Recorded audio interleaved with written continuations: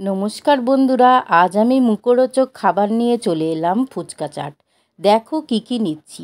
কেনা ফুচকা ভেজে নিয়েছি, একটু ঘুগনি, একটু টক দই, নুন আর চিনি দিয়ে গুলিয়ে নিয়েছি, আর তেঁতুলের চাটনি।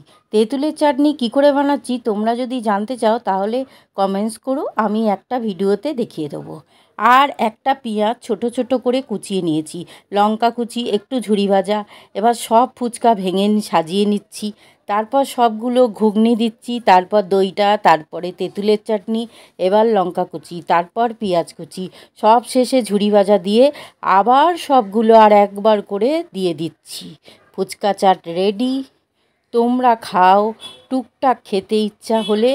দারুণ টেস্টি। ভিডিওটি ভালো লাগলে লাইক, শেয়ার, সাবস্ক্রাইব করে পাশে থেকো।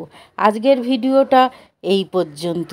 দেখা হবে অন্য কোনো ভিডিও নিয়ে। টাটা।